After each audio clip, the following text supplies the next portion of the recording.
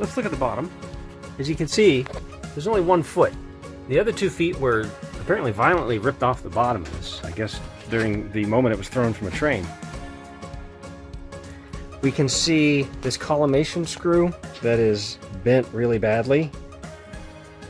There's a pretty serious dent there. Little dings. Big dent right there. Big dent right where the viewfinder is. This viewfinder has been hit pretty hard, and I think that dug into that. But the biggest dent, and the worst one of all, is this one right here on the trunnion. It's so bad that the trunnion actually went in like this, so it doesn't really like to rotate very well. The encoder here for elevation seems to function, and there's an encoder that's actually sandwiched between the very bottom and this main disc. That's the one that seems to be dead. Focuser tube, it's something's not right. Yeah.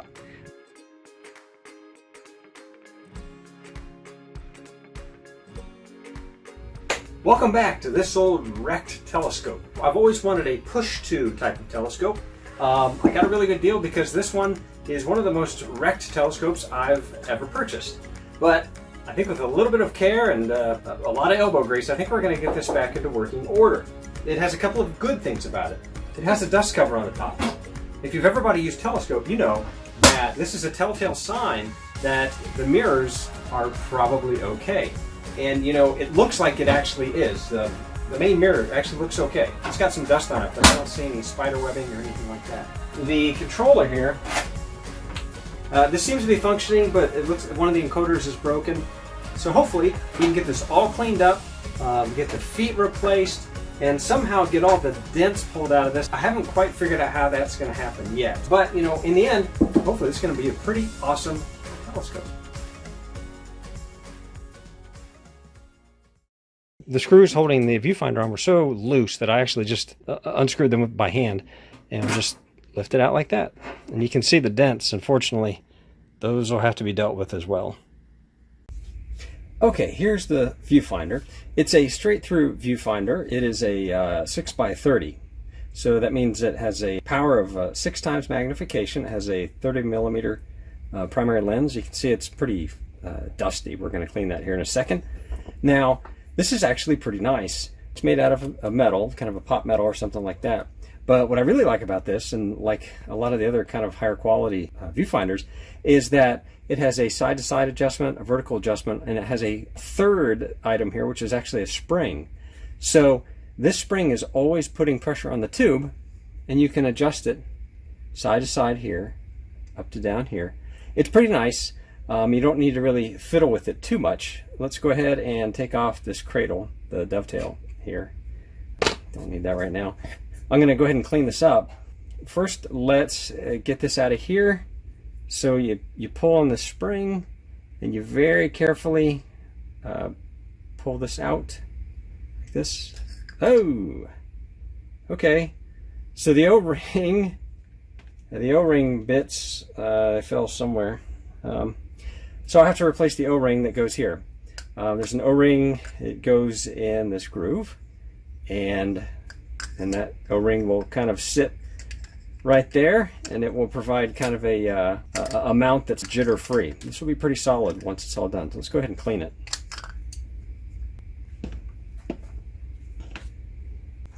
Just going to use some Windex just to get the dust that's been collecting on here.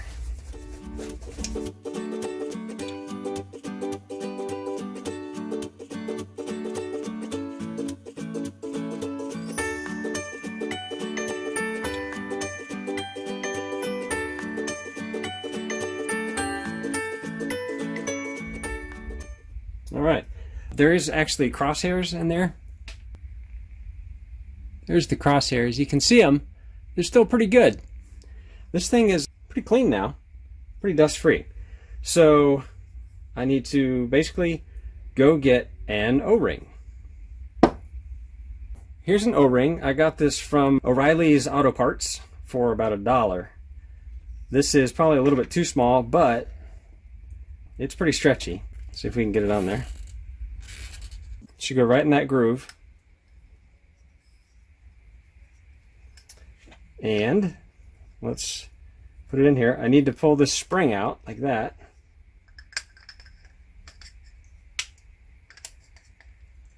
And that goes right there.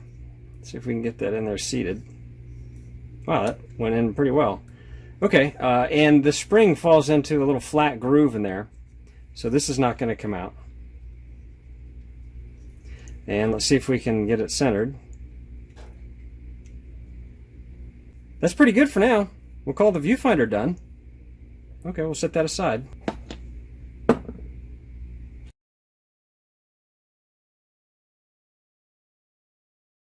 Okay, I've removed the 4 bolts, so this should just come out.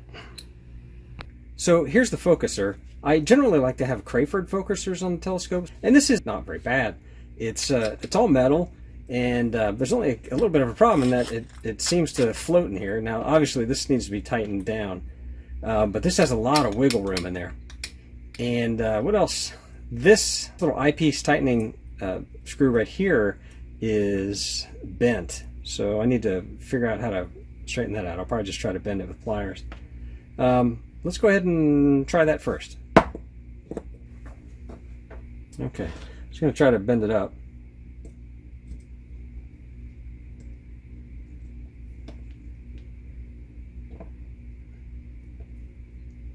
All right, that's a bad idea.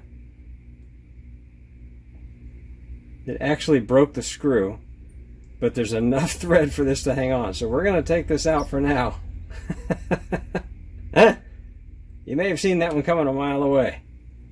I was hoping we could just bend it, but nope. All right. So the good news is we still have one, and it's not bent, and it seems to work great. So if I can find another one, that's awesome, but until then, we still have this one. Okay, so let's look into what's going on here. There's a tightening screw on the back here. There's actually 2 set screws here. That's kind of curious. But if I tighten this all the way in, all the way almost, then this actually does sort of work.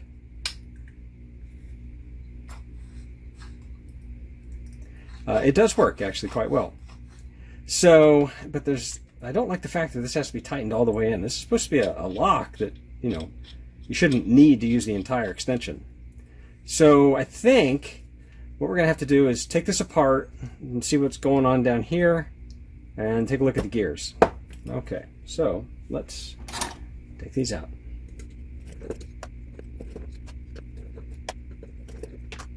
So take this cover off, spring, and here it is. It's a little bit worn down, but I think we might be able to work with that. And let's see if the focuser tube comes out. All right, so it's just a straight up linear rack like that. Okay, so let's see, the flat paint inside is still pretty good, so I don't need to repaint that. But let's go ahead and clean this up while we got it out.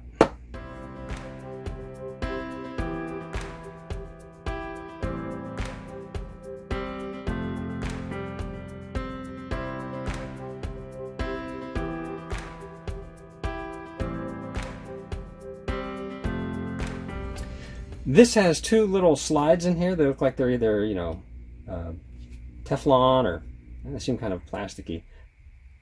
So those allow this, I guess, to push tight the tube up against the front there.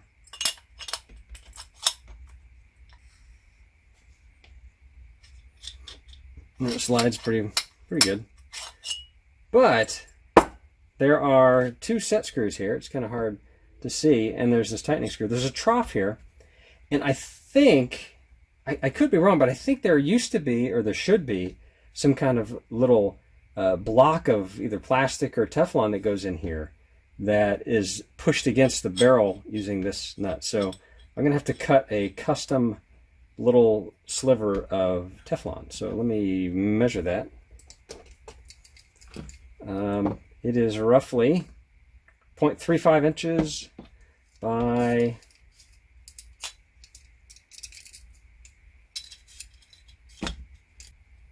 0.35 by about 2.675, something like that. It can be close. It doesn't have to be exact. All right, let me go ahead and cut some Teflon.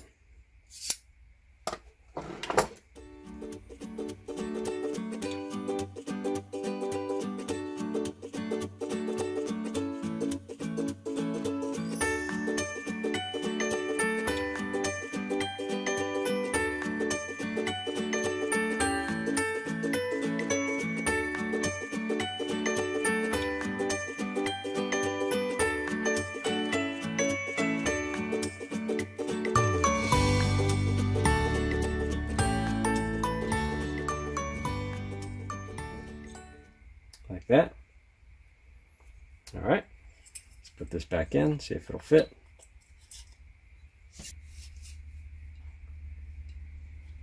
All right, now I'm going to tighten this, and then I'm going to really tighten these.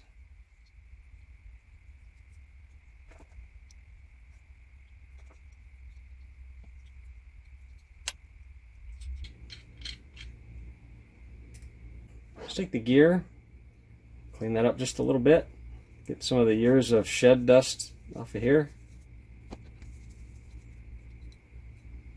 Let's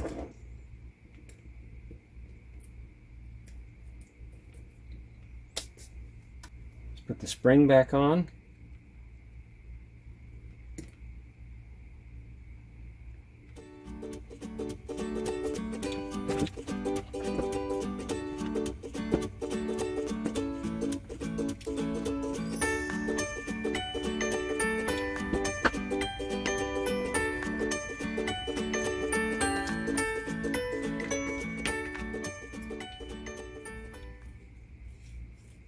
Okay, that moves pretty smoothly, and there's really no slop. It works really well, actually. Anyways, I'd say the focuser is, we'll call that done.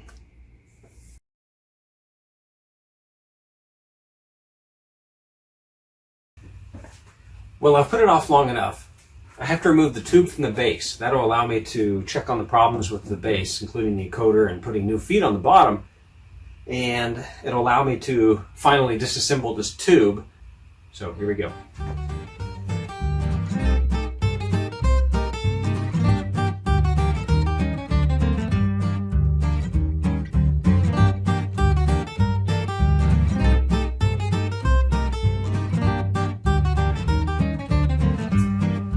All right, what do we have here?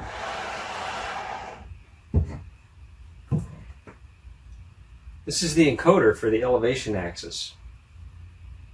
The information goes down through this wire and up to here, where the controller plugs it in.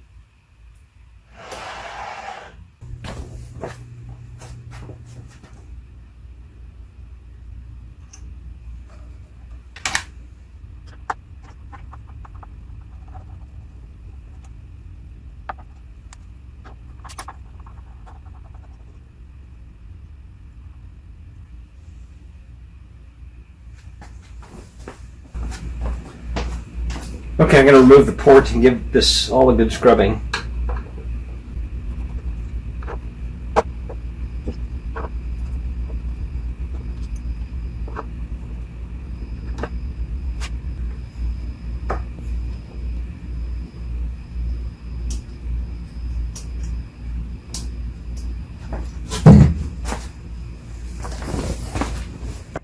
There's an encoder down here. I have to remove this. In order to do that, I have to separate this disc from this part. So I think I do that with just this nut.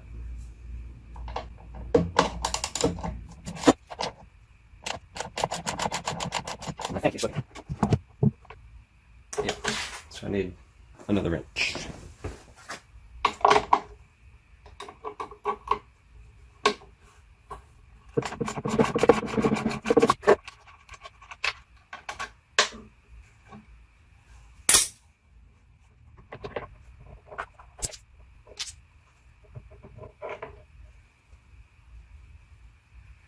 Oh no. Okay, so there's the issue. The encoder wheel has been put on upside down, and it's been really squished. Well, I don't know how long this has not functioned. I'll see if I can fix this. This might be very difficult. All right. I'm going to remove this encoder. This is the circuit board, I guess.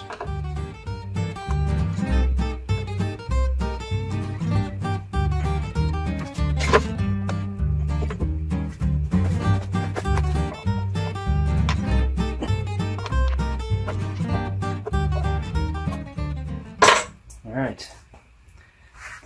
See if we can get this cleaned up. Okay, so just to explain what's going on here. So this is the encoder wheel from the elevation, the up and down. And this spins, basically there's little lines that the encoder detector counts. So as you spin the axis, it determines the angle that is moved. And that's how this is supposed to be as well. But the person who built this, probably many, many owners ago, put the encoder wheel on upside down.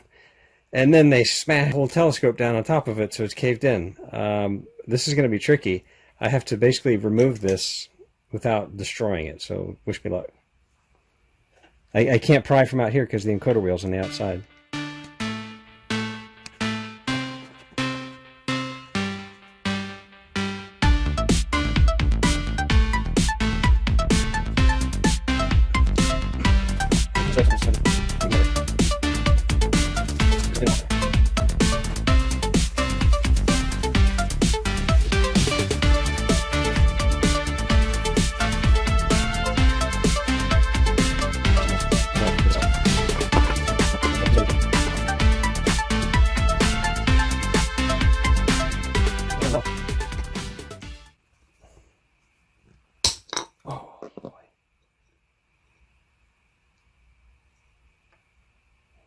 Okay, so there's the encoder wheel. If I can get this mashed down without ruining the outer rim, I think we may have fixed the broken encoder. All right, let's go take this over to the table. So it's time to clean.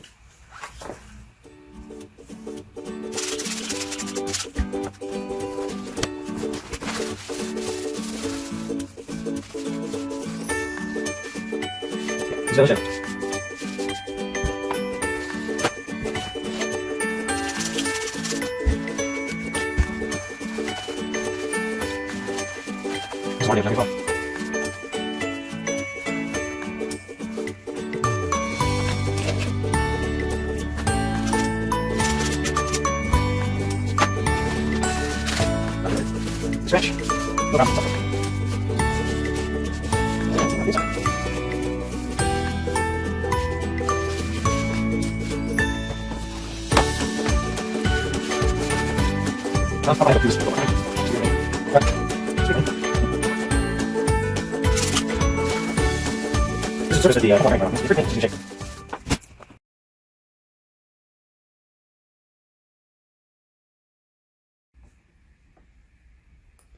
All right, so here's the controller, and when I tilt this down, you can see the altitude reading is changing appropriately.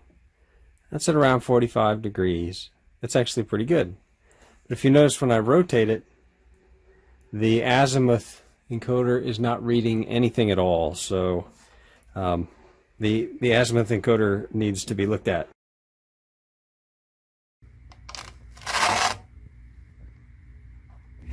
Let's go ahead and clean the nasty grime off of this thing. We'll take a look and see if we can get all the lights to light up.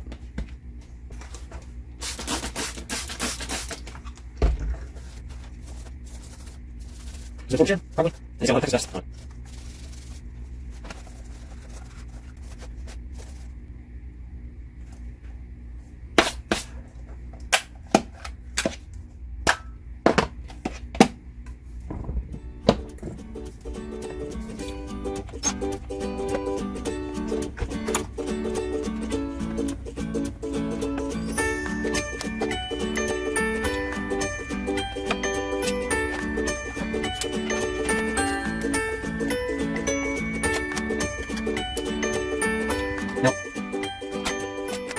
Okay, so in a lot of these controllers, I found that over the years, the contacts underneath these buttons can get corroded, and they can be less responsive. So I'm just going to go ahead and clean that right now.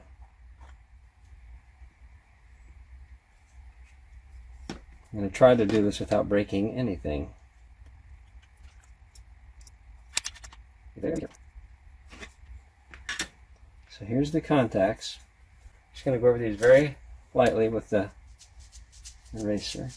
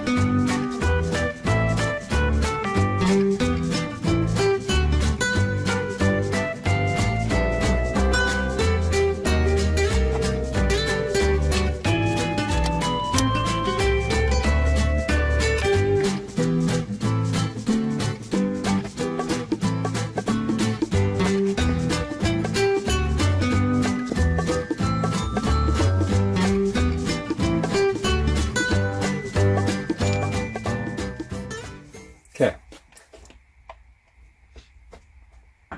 Looking pretty good. Let's fly through this.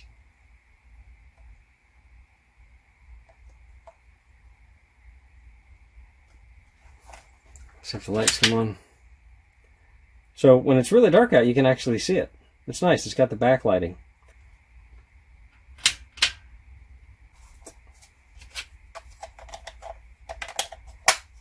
Call that done.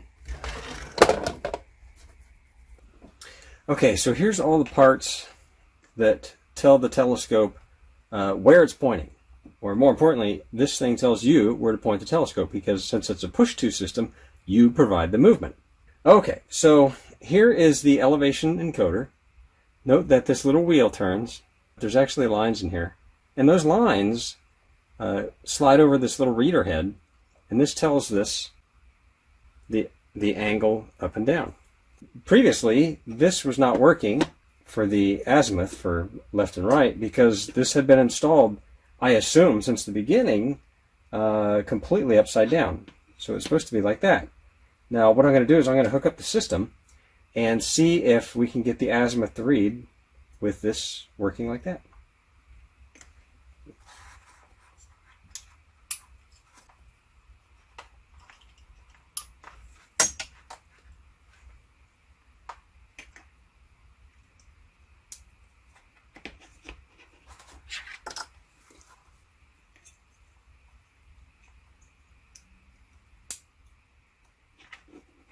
Okay, so let's see what we got here. Let's turn the power on. Alright. So all I want to do is get to the readout. Okay, so when I move this, that should change, and it does. And now, I would like to see if this finally measures some kind of movement. Look at that. It's actually moving. It's measuring an angle. So I think we figured it out. So all I have to do is mash this down flat. It's cone shaped now because it had been installed wrong. And then all of the electronics should be working great. Okay, so here's the encoder wheel. The whole weight of the telescope was sitting on it, and it's caused it to cone. It's hard to see, but I'm going to try to flatten it back out by putting it in the vise and pressing it with this. So, let's see how this works.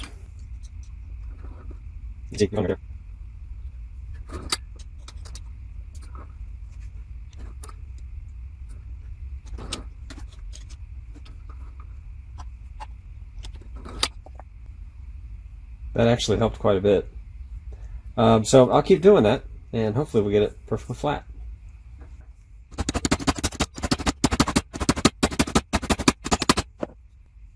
There's the part that's supposed to sit on top of that.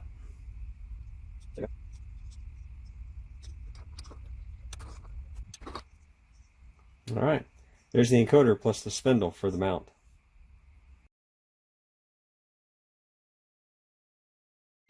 Okay, first things first, we're going to take the disc cap off, we're going to take the handle off, we're going to take the trunnion off this side and the other side, and then we're going to take the mirror out of here. I'm going to leave the cell ring there to give some structural rigidity to the tube as we try to get the dents out.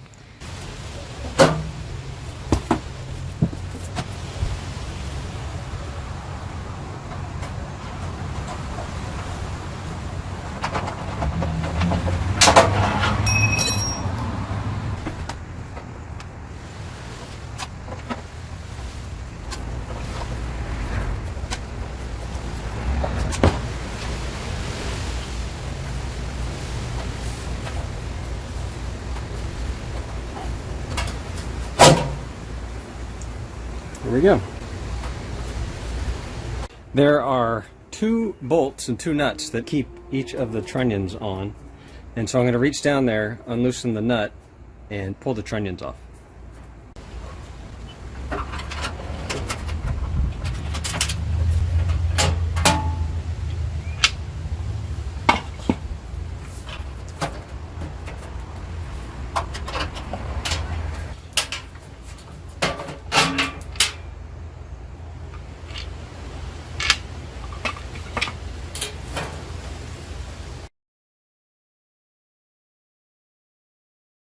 Alright, here's the mirror cell. We're going to take this mirror out and put the cell back in, just so we have some structure to the metal tube as we try to hammer the dents out.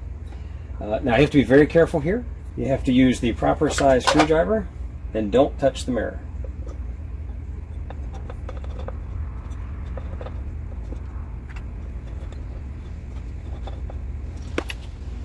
And just for completeness sake, I'm going to mark all these. I'm going to call that 1. Put 2 marks here.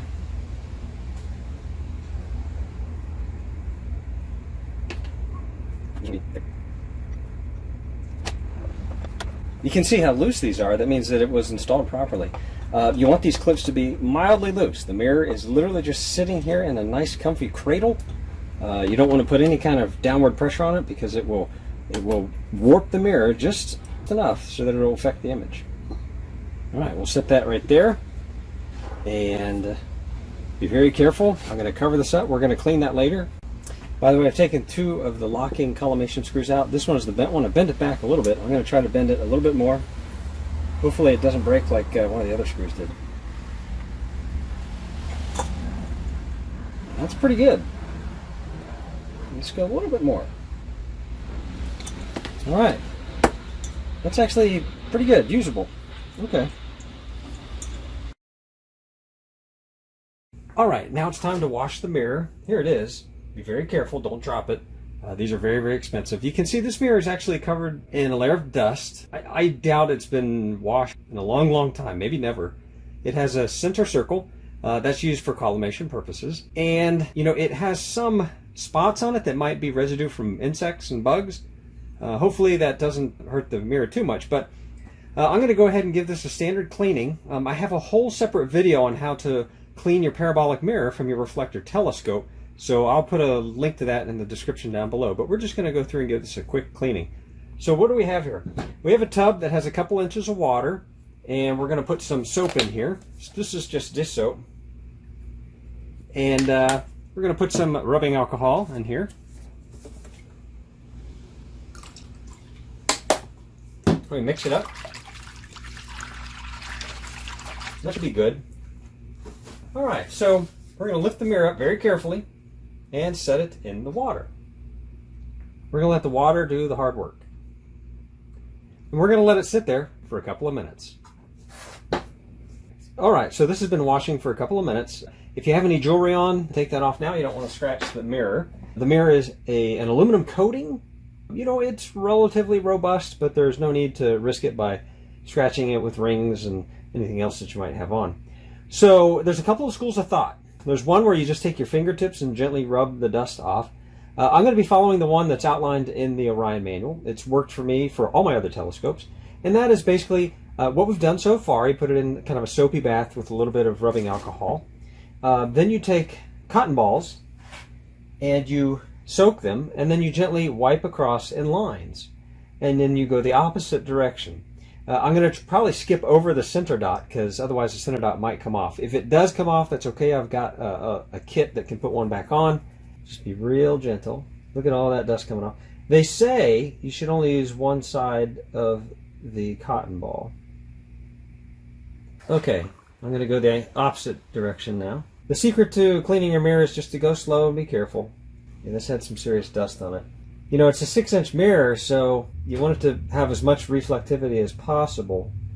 It's okay if there's a couple of defects on the mirror. Even with a mild layer of dust, you can usually get pretty good views. This water is getting kind of murky. I guess there's a lot on this mirror.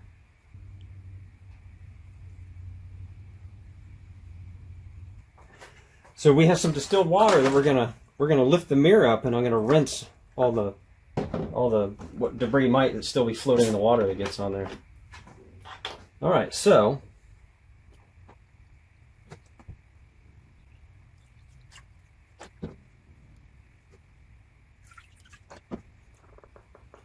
let that water drain off. I actually had to clean it twice. As it turns out, the water was so murky that when I tried to rinse it off, I was having problems cleaning it out. So I got rid of the water, cleaned it out, and washed it really gently a second time. And as you can see, it worked really well. The mirror is super clean. I'm surprised for how, you know, uncared for the telescope was. So we can set this aside and continue on. We're going to assemble the mirror assembly. Well, the mirror is right there. So first we put the 3 springs in. This is part of the collimation system. And we line the screws up. Make sure the springs are all seated. Now we put the collimation screws in. Now the question is, how far should we tighten this? Well, when I took this off, I measured the gap between the mirror cell and the holder ring, and there's about 3/10 of an inch. So I have my calipers here. They're set for 3/10 of an inch. So put it in there.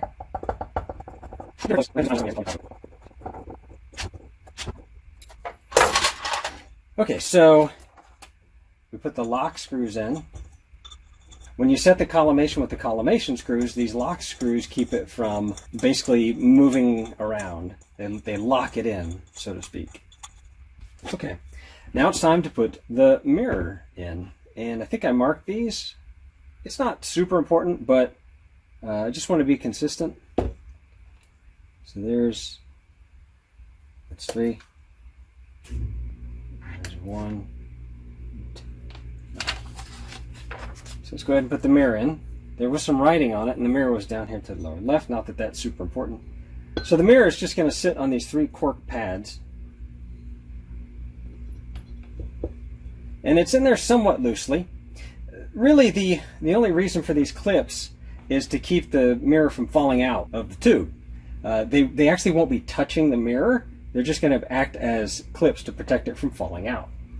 So be very careful. Don't touch the mirror when you put these in. They should be a little bit loose. Some people say there should be enough room for a business card to slide in there. It should be.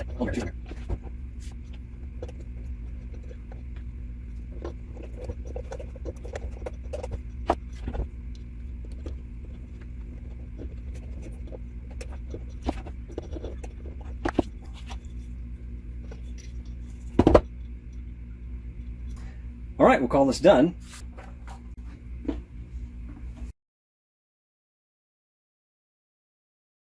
While I was at it, I took the whole mount apart and I cleaned it, and I fixed up some of the dings and dents, removed a bunch of tape residue that was on here. So it looks good as new. Let's go ahead and reassemble it.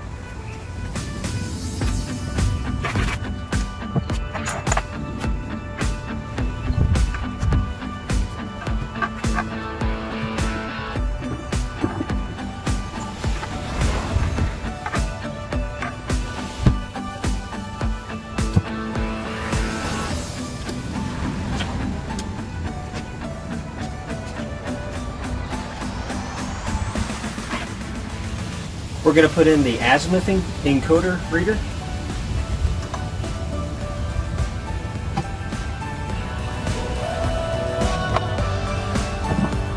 Now we're going to put in the encoder wheel.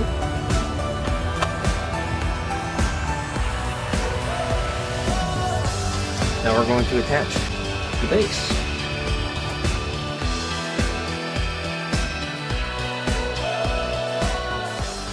So here's the base, and it only has 1 foot. These 2 feet have been broken off. At the most recent part cleanup that we had here in our town, we found a bunch of hockey pucks. So I'm actually going to use hockey pucks as feet.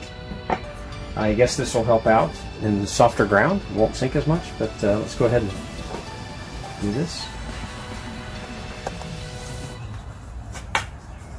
Now all we have to do is mark them and drill holes.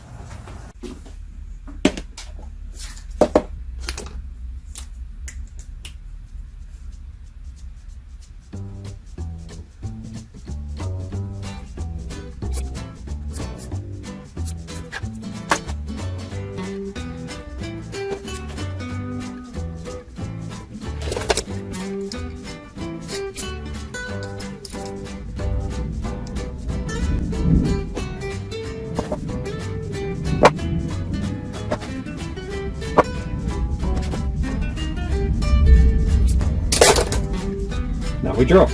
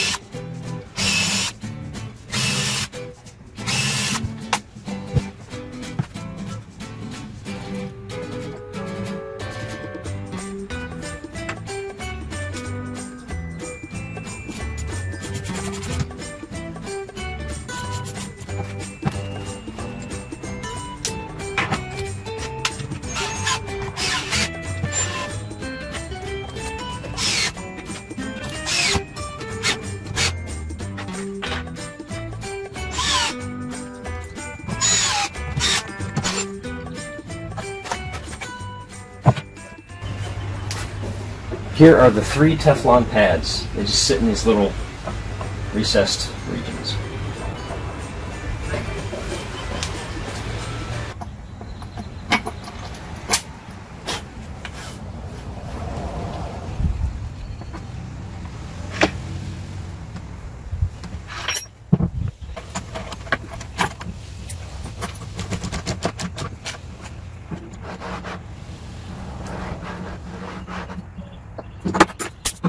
Pretty much good as new, except for we need to add in the cables, the encoder up here, and the trim around here.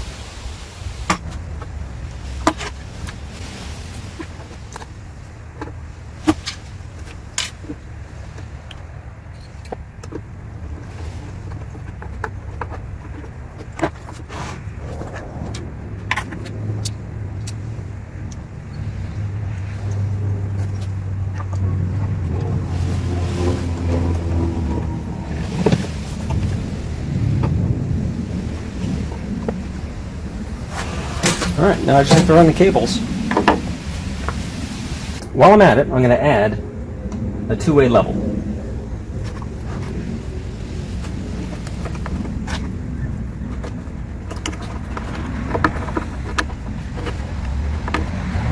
There we go. There's one detail I didn't get the video on. This molding here, it had been glued on with some construction adhesive and it was coming off, so I removed it, I cleaned it, I got it all shined up, and I've reattached it, and I am using epoxy to make sure the ends are attached, and I'm just letting that cure for now. So the base is all assembled. Everything is working great. The encoders are working fantastic. The controller works. This part, I would say, is all done. In fact, it's complete with the hockey puck feet, and it works well, and it spins nice and smoothly. So this part's done. Now it's time to tackle the tube. And it's a real big question. How are we going to get the dents out of that tube?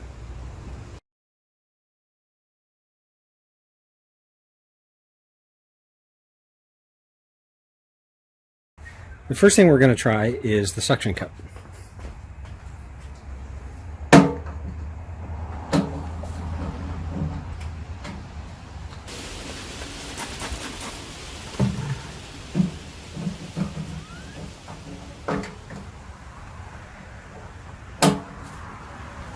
Okay, so apparently I need a tiny suction cup.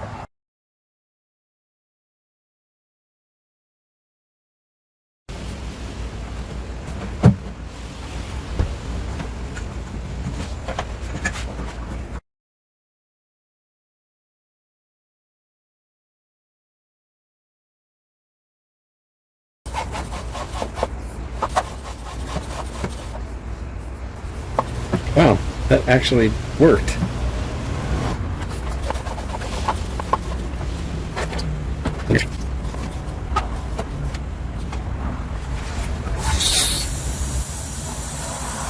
That's probably the best we're going to get. Let the air out. I think we can hammer the rest of that.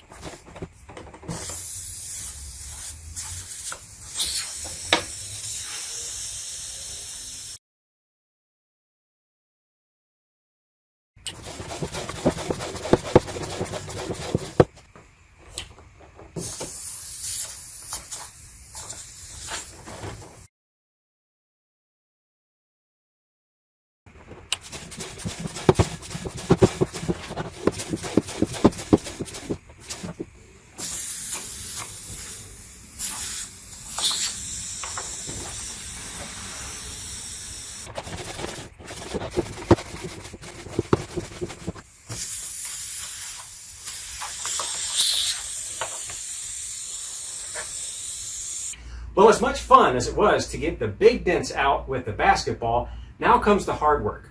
I have to get the little dents out. And I'm going to be using a car body repair kit that my friend Bob let me borrow. So it's going to be loud work. I'll put on my hearing protection and start using the hammer. Wish me luck. Okay, so we're going to start with the easy ones. This is where the viewfinder was. And I don't really care about the paint on the inside. I have some special flat black paint that I use for my telescope stuff. But I do care about the paint on the outside. I'm going to put some painter's tape on here just to kind of protect that a little bit.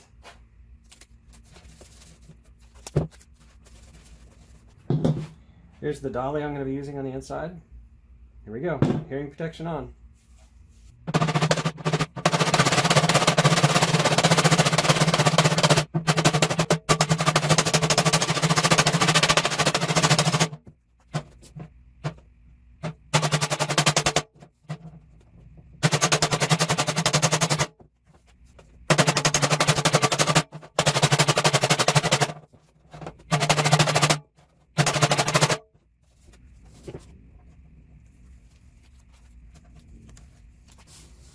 Wow, that actually looks, that looks a lot better. Wow. Okay. Well, I guess we'll move on.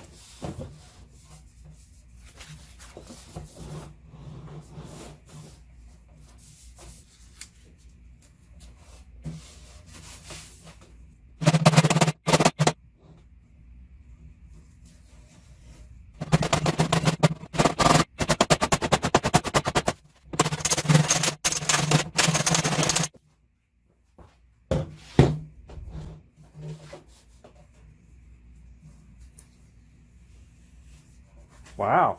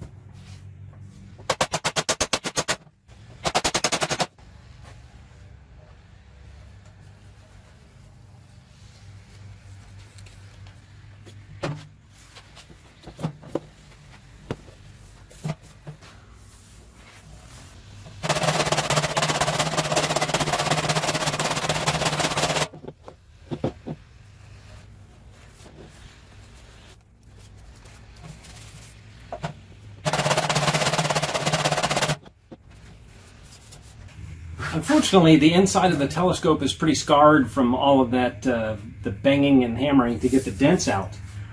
So what I'm going to do is I'm going to take the end rings off, and I'm going to be basically spraying an ultra flat matte black paint down the middle. So now I need to prepare this for painting in the middle.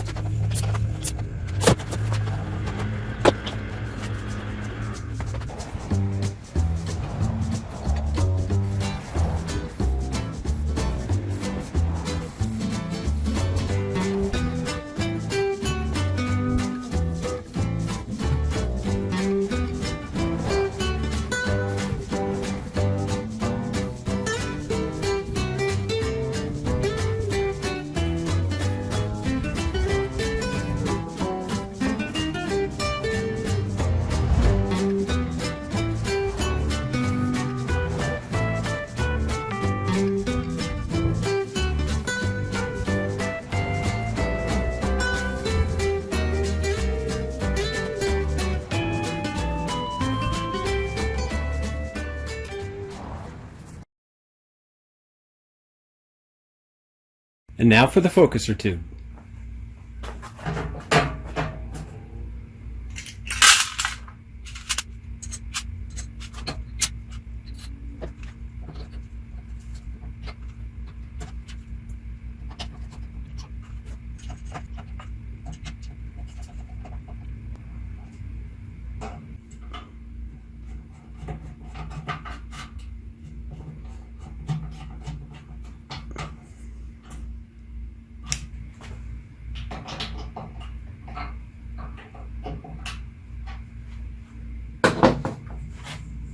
Now for the viewfinder.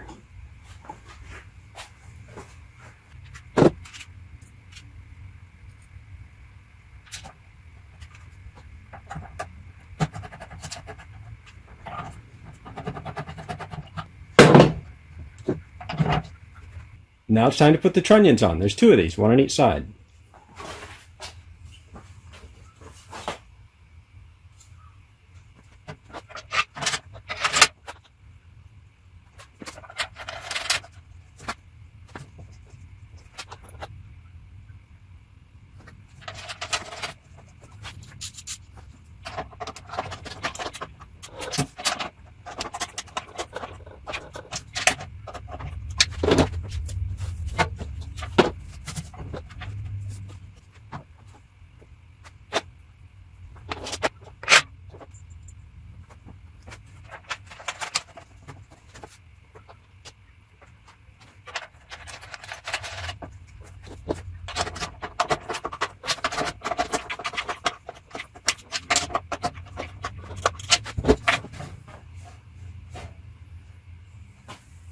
Time to put the mirror cell in. We're almost done.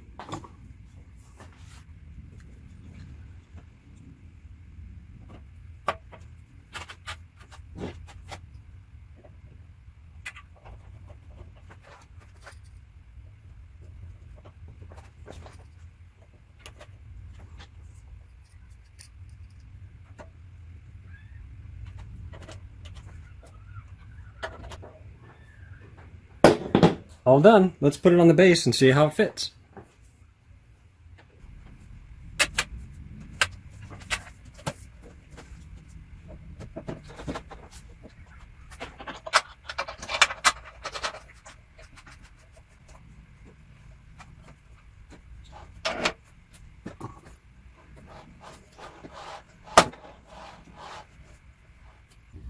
Now it's time for the diagonal.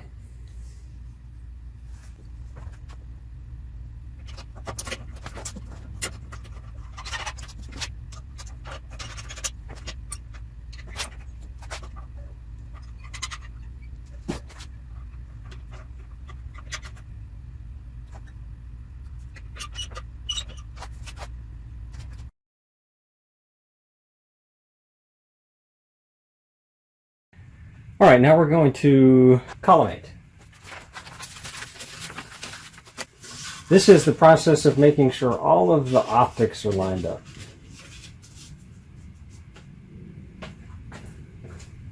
Let's do a real quick check. Actually looks okay, but we're going to use a few more tools.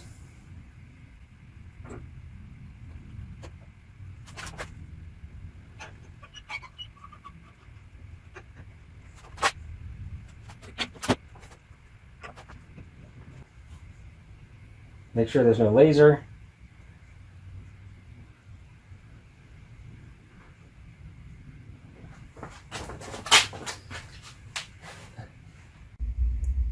Now with the laser collimation tool, it's kind of like a video game. You just turn the 3 collimation screws until you get the red dot in the middle of the target.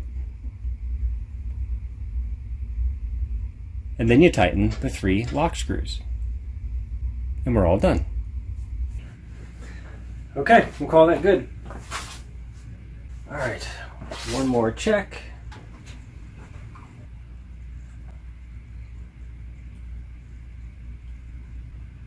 Looks good. The finishing touch is the control knob that we put on the front.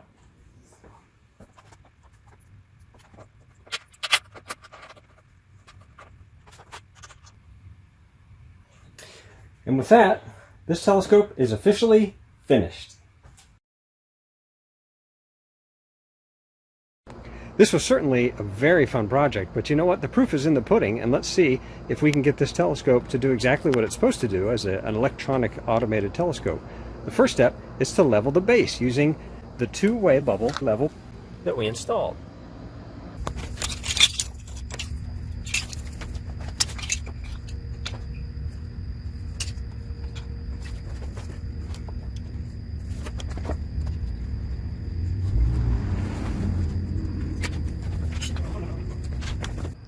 Now that we have it balanced, we can turn on the controller and follow the directions.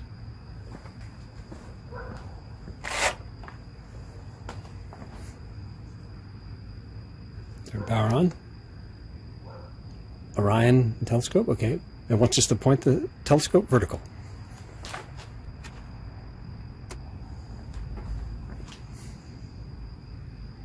And then press enter. All right. Now it wants us to align the stars. I happen to know that Sirius is the first one that we can find. All right. Now, I know where Sirius is. It's pointing over this way. I'm going to find Sirius in the viewfinder and then make sure it's centered in the eyepiece.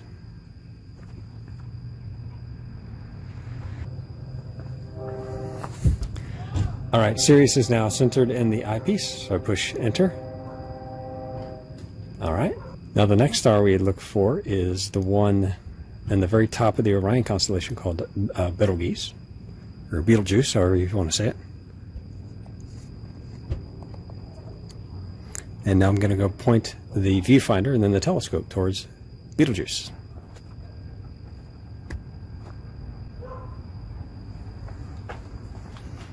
All right, now I'll push enter.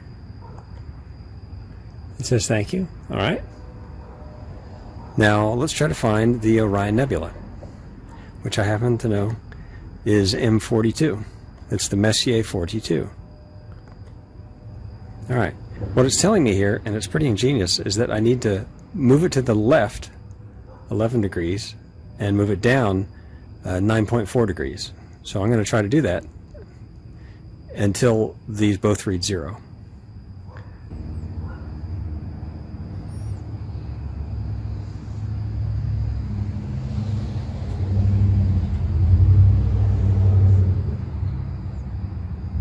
There, oh, 0.0 pretty much on the side to side, and then it has to go down.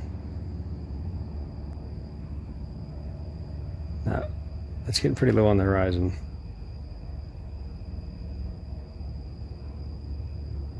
All right, and there we go. Let's look through here and see if it's pointing at it.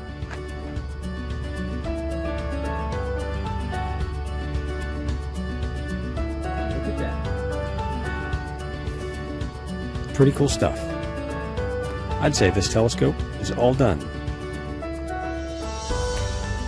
Well, it sure was a lot of fun restoring this telescope, and I hope you had a lot of fun watching too. If you'd like to see more videos like this, please push the like and subscribe button. Clear skies, everybody, and now if you'll excuse me, I've got a telescope to use.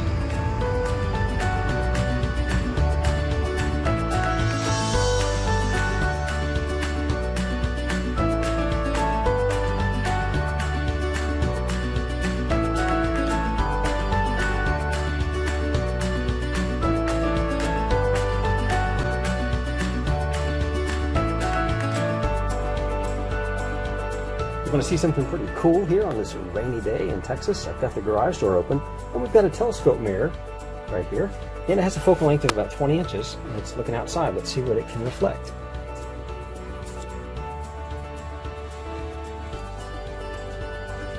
Pretty cool stuff, huh? If you get a chance, please push the like and subscribe button. I would appreciate it very much. And clear skies, everybody.